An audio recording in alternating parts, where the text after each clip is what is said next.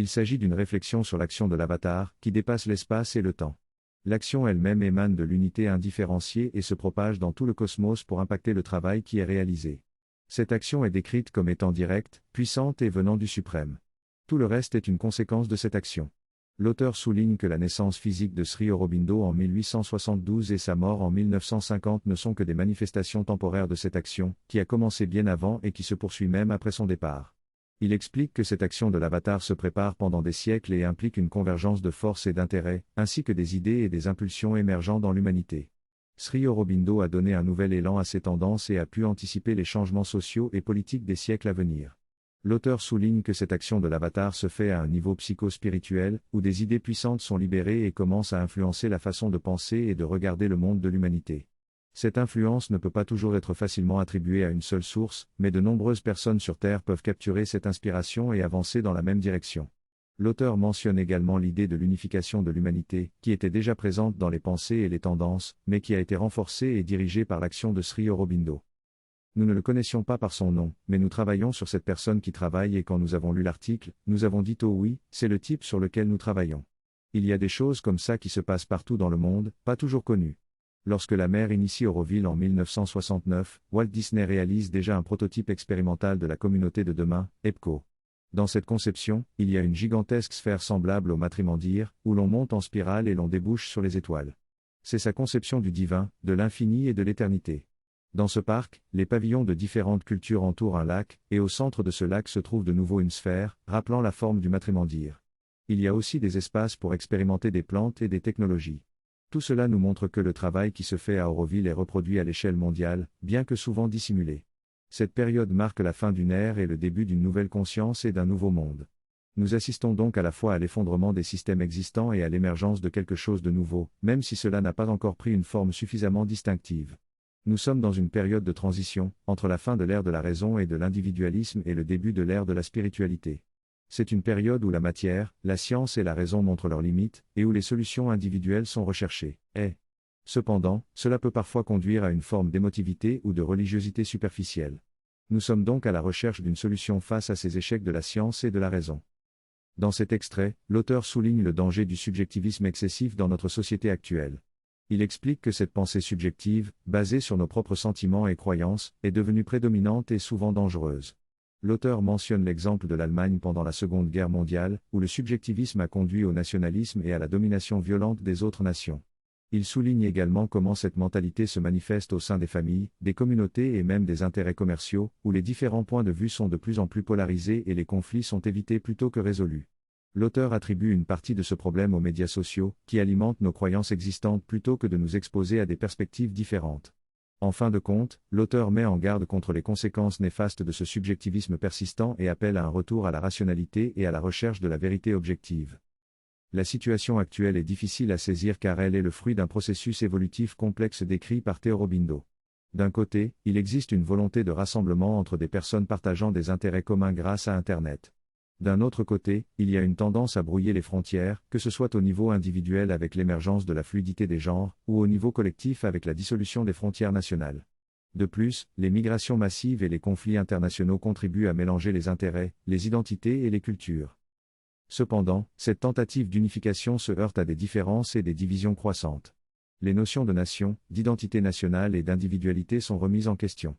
Les frontières, qu'elles soient physiques ou conceptuelles, deviennent floues.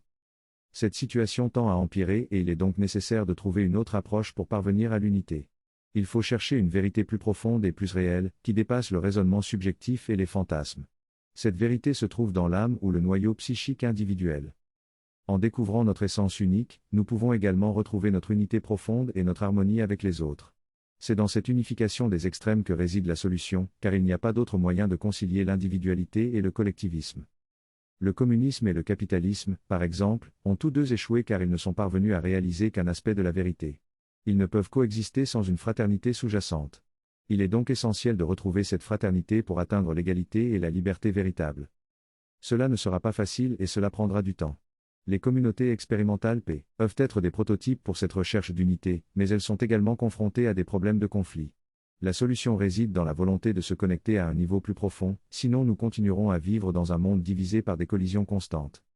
Cependant, il existe différentes possibilités d'atteindre certains degrés de cette unité, même si une pleine réalisation est lointaine. Il est important de reconnaître que les choses peuvent empirer avant de s'améliorer.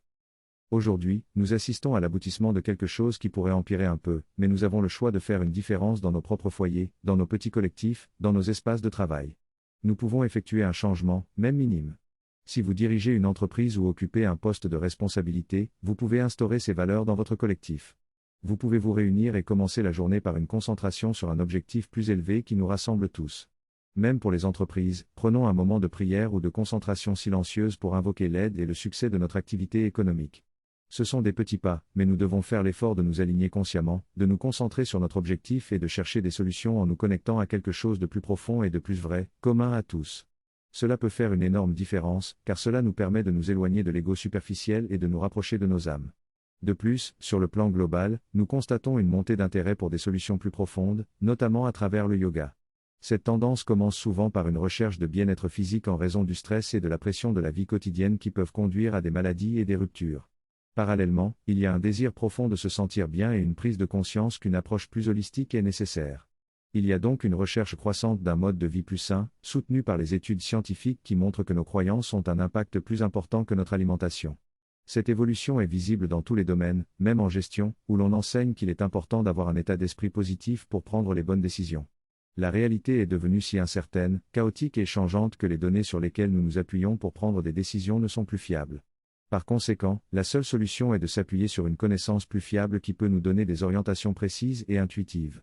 Les managers et les hommes d'affaires qui développent leur intuition sont les plus susceptibles de réussir. C'est pourquoi il est essentiel de se tourner vers quelque chose de plus élevé pour avoir une perspective plus claire et des orientations fiables. La synthèse indique que l'intuition est un facteur clé de succès dans la prise des décisions en affaires, même si les données peuvent être utilisées pour justifier différentes explications. On note également une tendance à l'éveil spirituel et à l'importance croissante de la méditation dans les programmes de formation en entreprise.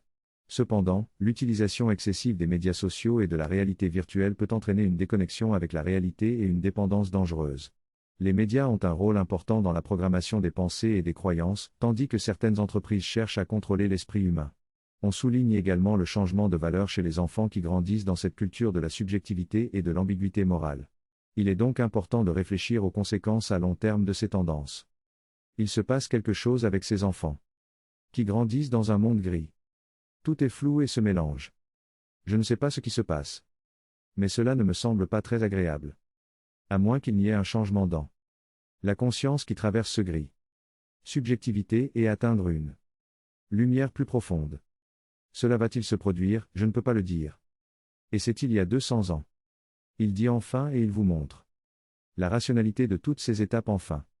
Il reposera sur s'il y aura un changement de conscience. Si ce changement a lieu, alors le futur est positif et inévitable, si ce n'est pas le cas.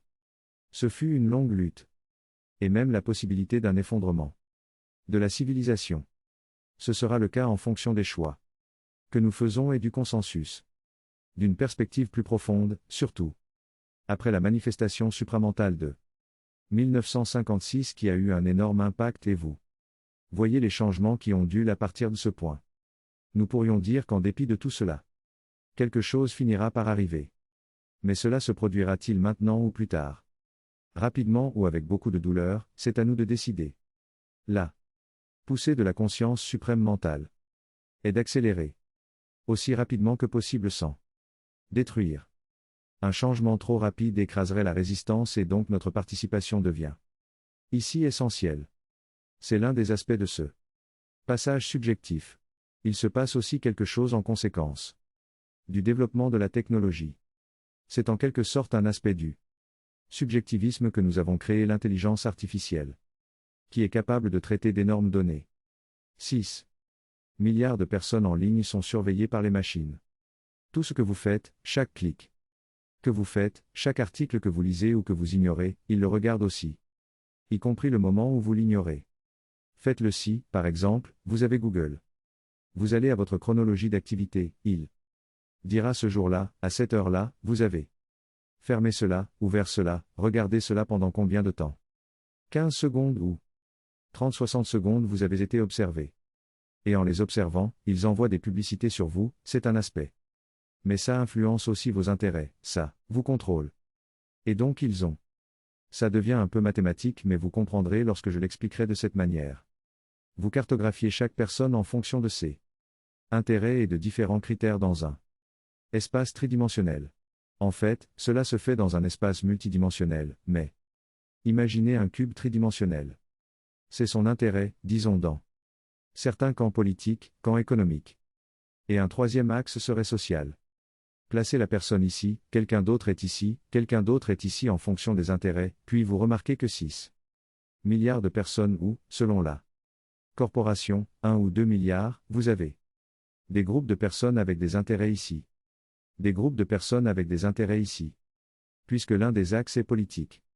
Investissement, vous pouvez dire que ces personnes voteront pour ce parti, celle-ci pour cela, l'image en 3D dans laquelle vous voyez ce groupe de points. Basé sur l'intérêt social, ce groupe aura cette inclination, ceux-ci auront cela. Et ensuite il recherche les traînards entre les deux. Et il les influence en les poussant, en leur donnant des données, en formant des biais. Ou que pouvons-nous faire pour diviser ce groupe en raison de la présence d'une ligne de faille, d'un point faible? Pouvons-nous les influencer en ce sens, et tout cela se passe à un niveau où un individu ne peut pas traiter les données? Vous voyez la représentation dans un espace mathématique et vous prenez une décision où vous ordonnez à l'IA de changer la place d'un groupe de cette façon ou de changer cette autre manière, et l'IA influence maintenant tout le monde à grande échelle et vous mesurez un mois plus tard combien cela a-t-il changé. Facebook publie certains rapports. Et puis ils ont cette partie de leur accord où ils feront des expériences sur vous pour influencer vos croyances, ils ont dit cela et ils l'ont fait, et parfois, ils vous en informent et d'autres fois, ils restent silencieux, surtout lorsque cela concerne des politiques, car cela devient effrayant pour eux si cela est révélé. Mais à d'autres niveaux sociaux, ils vous disent comment ils ont influencé le comportement d'un certain groupe en leur donnant certaines données. Poursuivons un peu plus loin avec la caméra du téléphone qui suit vos yeux. Vous pouvez suivre avec précision la partie de l'écran sur laquelle vous regardez une image est affichée, avez-vous focalisé sur le visage, les pieds, d'autres parties du corps, ils savent ce que vous regardez, il y a un texte, quelle personne vous avez arrêté, sur lesquelles vous vous êtes attardé plus longtemps, ils savent ce que vous pensez. Et il y a une technologie avec l'IA qui regarde maintenant le visage, qui peut vous dire avec près de 80% de précision quel est votre état émotionnel. Êtes-vous heureux, triste, confus, et ensuite ils essaient de vous influencer. Si vous êtes triste, nous devons vous lier plus étroitement à cela, donc nous vous donnons des données qui contiendront nos images ou des histoires qui vous feront pencher dans la direction souhaitée. Intéressant car si vous êtes heureux, vous vous désengagez, vous avez d'autres choses à faire, quelque chose de plus important à faire ou vous mesurez l'intérêt que vous avez pour ces sujets basés sur votre apparence faciale et vous remarquez un. Nous sommes constamment surveillés et notre comportement est prévisible grâce à l'intelligence artificielle. Chaque fois que nous aimons ou n'aimons pas quelque chose, notre profil psychologique est cartographié et utilisé pour prédire nos prochaines actions. Les publicités et les promotions sont ciblées en fonction de nos habitudes d'achat et même notre état de santé peut être prédit. Mais cette prévisibilité comporte un côté sombre. Par exemple, le Blue Whale Challenge a conduit des enfants au suicide en utilisant des défis progressivement dangereux.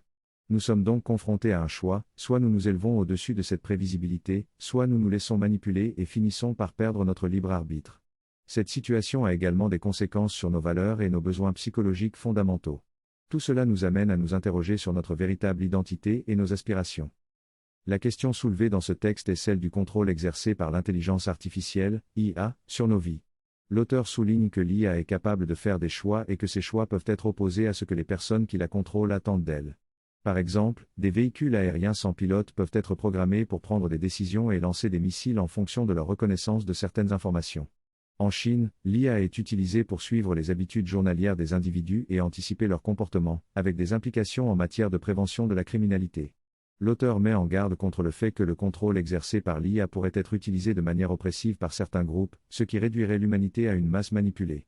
Il soutient que l'éducation basée sur la musique, l'art et la poésie est essentielle pour prévenir cette déchéance et promouvoir des valeurs plus élevées. L'auteur considère que ceux qui cherchent à s'élever au-dessus de cette masse manipulée sont souvent victimes de moqueries et d'oppression, mais ils représentent l'espoir d'une résistance à cette oppression. Pour l'auteur, il y a une lutte entre les forces opprimantes et ceux qui cherchent à échapper à leur emprise. Il souligne également que les médias contrôlés par ces forces ne fournissent pas la vérité et que même les médias alternatifs peuvent être manipulés pour maintenir un certain contrôle sur les individus. La question posée à la fin est donc de savoir où trouver la vérité dans ce contexte.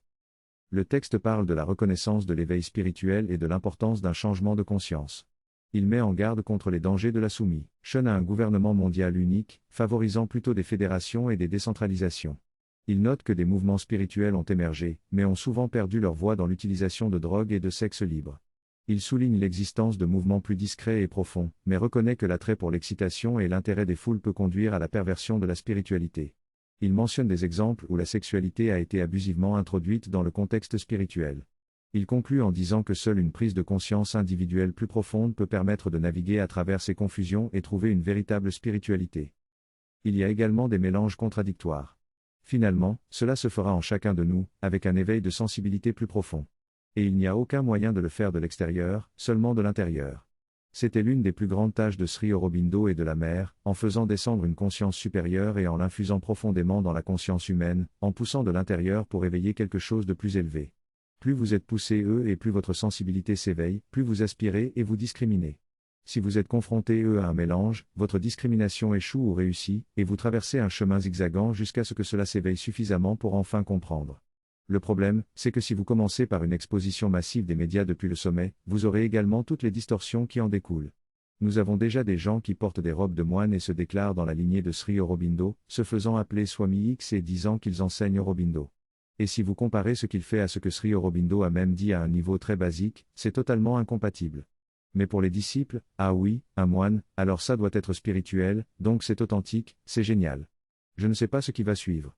Donc, une tentative de popularisation aurait l'effet inverse, elle provoquerait une dilution et un mélange important. Vous ne pouvez pas faire cela. Il faut donc permettre une diffusion très silencieuse et influencée avec précaution. La mère a utilisé cette phrase lorsque la société Sri Aurobindo a été fondée par certains des dévots dans le but de propager les enseignements de Sri Aurobindo, et elle a dit première directive, propagation mais pas de propagande. On lui a posé la même question, pourquoi n'y a-t-il pas plus de publicité pour permettre aux gens de connaître ? Elle a répondu que la publicité fait deux choses, soit cela se termine avec un succès explosif, soit cela se termine par un échec. Elle a dit qu'elle ne veut ni l'un ni l'autre. Donc, la tendance a toujours été de rendre les choses disponibles et ceux qui ont la discrimination, l'intérêt ou la sensibilité trouveront leur chemin. Mais d'un autre côté, nous disons dommage, ne serait-il pas agréable si cela pouvait être diffusé plus largement ? Mais c'est l'un des problèmes, dont la solution finit par un éveil de l'intérieur vers l'extérieur. Sinon, il n'y a aucun espoir. C'est pourquoi il s'agissait de l'une des choses les plus importantes, pour aider à cet éveil plus profond, et cela a été fait autant que l'humanité a pu recevoir ou contenir, et cela continue d'être fait chaque fois et où que quelqu'un aspire, un soutien est donné de l'intérieur, et éventuellement, s'ils cherchent, ils trouveront quelque chose qui correspond au moins à leurs valeurs et ils le trouveront s'ils font confiance à cette discrimination plus profonde. L'une des conséquences de l'IA est qu'en se fiant à la machine qui fait mieux que vous ce que vous auriez pu faire, de plus en plus de choses sont confiées à l'IA. L'esprit humain n'a plus besoin de réfléchir, n'est-ce pas ? Même les personnes qui programment l'IA se contentent de créer des paquets de logiciels avec une grande quantité de données, et l'IA fait le reste. Ce qui se passe rapidement, c'est une baisse des normes de connaissances intellectuelles, de capacité de réflexion, de mémoire.